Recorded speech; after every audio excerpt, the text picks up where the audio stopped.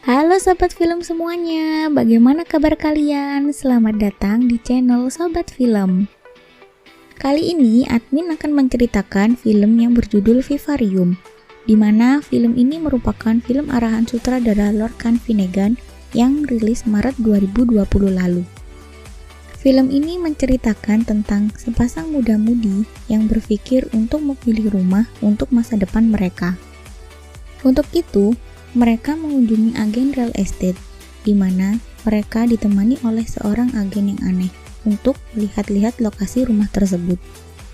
Sesampainya di sana, sang agen meninggalkan mereka begitu saja, membuat pasangan itu terjebak di dalam mimpi buruk yang tak pernah berakhir.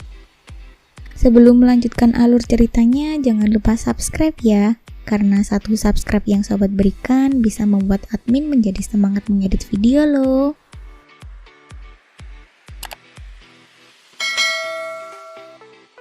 Adegan dimulai dengan menampilkan bayi burung kedasi yang baru menetas.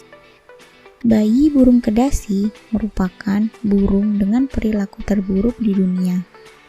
Mereka memiliki sifat yang sangat jelek, yaitu menendang telur saudaranya yang lahir terlambat untuk mengurangi saingan di dalam sangkar. Di dalam kelas, Gemma merupakan seorang guru TK yang sedang mengajar dengan riang. Namun, setelah kelas berakhir, dia melihat muridnya yang sedih, melihat bayi burung yang mati di atas tanah.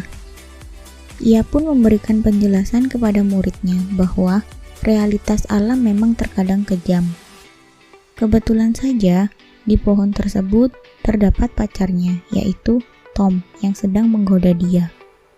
Ia lalu menguburkan anak burung yang jatuh tersebut di tanah yang paling dangkal, sebelum mereka berangkat ke kantor perumahan terdekat.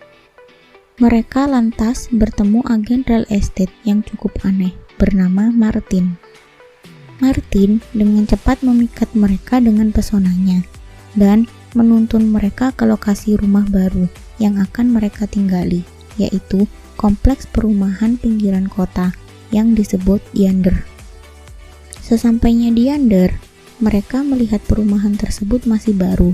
Rumah-rumahnya yang sederhana namun nyaman berbaris rapi di sepanjang jalan perumahan.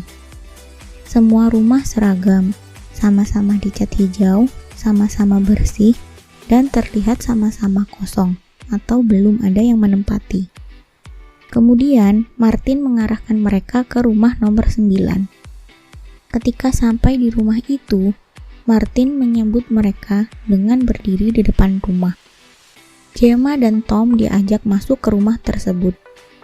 Konsep rumah tersebut tidak sesuai dengan gaya hidup mereka. Lantas, Martin menghibur mereka dengan mengajak mereka ke lokasi yang tepat, yaitu belakang rumah.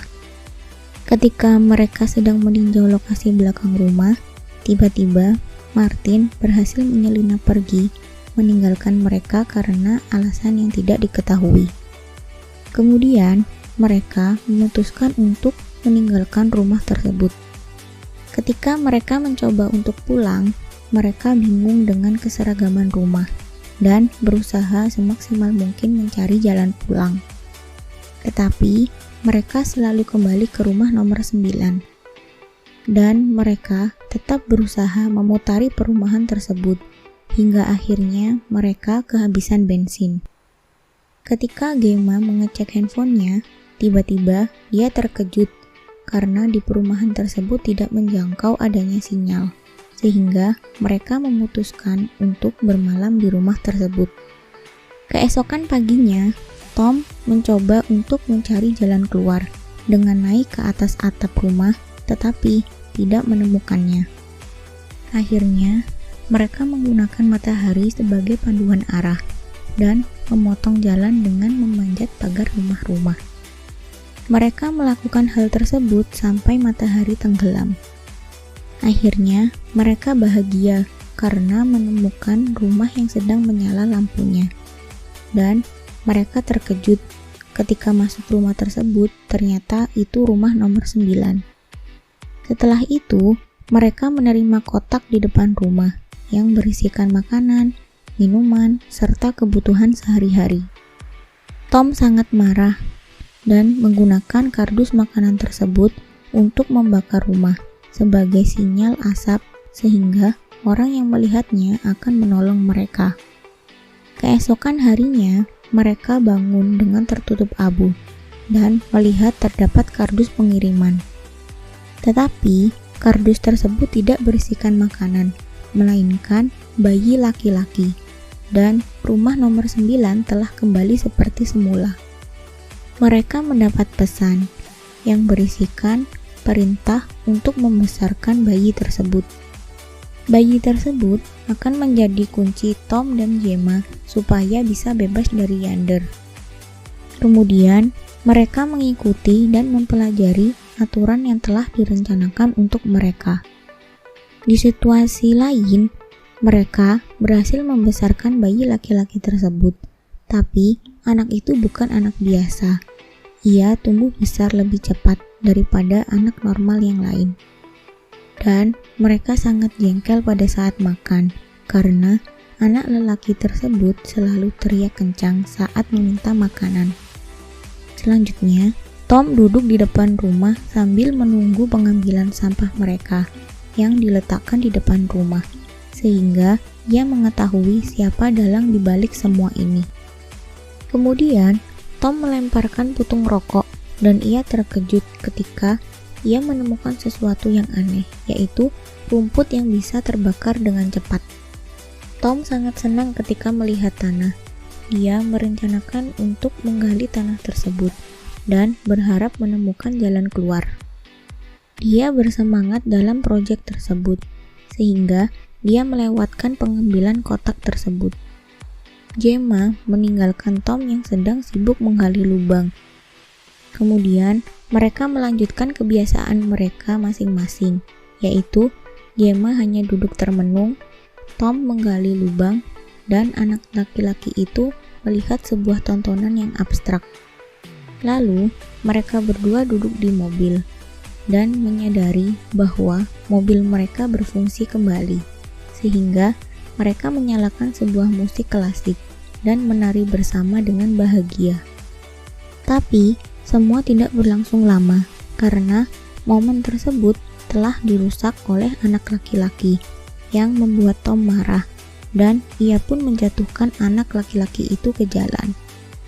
Gemma pun marah terhadap Tom karena telah menyakiti anak tersebut.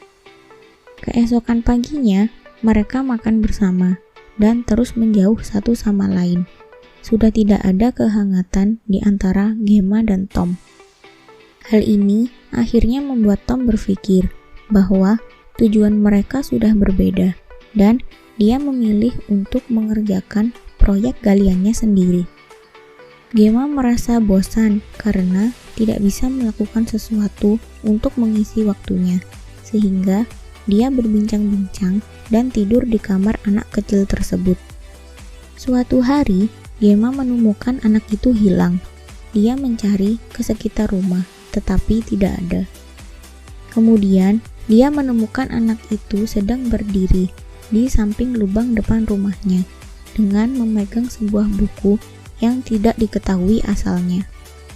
Gemma pun membuka buku tersebut dan melihat isi buku tersebut yaitu gambar-gambar aneh yang menyeratkan adanya kromosom Z. Gemma pun menanyakan kepada si anak asal dari buku tersebut. Dan dia menjawab mendapatkannya dari orang asing yang tidak boleh diberitahu identitasnya. Lalu, Gemma memiliki ide untuk membuat game agar si anak memberitahu identitas orang aneh itu dengan cara meniru dirinya, Tom, serta anjing dan mengisahkan orang aneh tersebut. Tetapi, ketika anak itu menirukan orang aneh tersebut, ekspresi anak itu sangat menyeramkan dan Gemma pun merasa ketakutan. Semakin hari, anak tersebut semakin menjadi sosok dewasa yang sepenuhnya. Tom bekerja keras sampai badannya terasa hampir mati. Sedangkan Gemma memiliki permainan baru yang dia mainkan, yaitu dia mengikuti kemanapun anak itu pergi setiap hari, tetapi gagal. Antusiasmenya pun berkurang. Sampai akhirnya, Tom menemukan tulang belulang yang ada di dalam kantung mayat. kesehatan Tom pun semakin memburuk. Gemma ingin membawa Tom masuk ke dalam rumah, tetapi rumah tersebut dikunci dari dalam oleh anak laki-laki tersebut. Keesokan harinya, Gemma dan Tom meluangkan waktu untuk diri mereka sendiri, yaitu merokok dan bercerita tentang masa lalu mereka. Akhirnya Tom meninggal dan Gemma kesal dengan anak tersebut karena dia kembali dengan membawa sebuah kantong mayat. Tanpa basa-basi, anak tersebut membuang Tom di galian tanah yang telah Tom buat selama ini. Kemudian, Gemma di dalam mobil telah mengintai anak tersebut dan mencoba untuk membunuhnya dari belakang.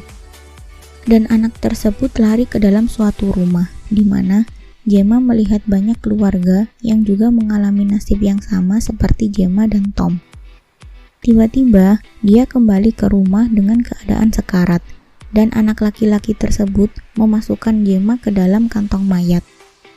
Akhirnya pun Gemma meninggal, di mana dia bisa menghirup udara yang ada di tanah seperti bayi burung yang dia kubur bersama Tom. Anak laki-laki tersebut kemudian membuang tubuhnya dan mempersiapkan rumah untuk penghuni berikutnya.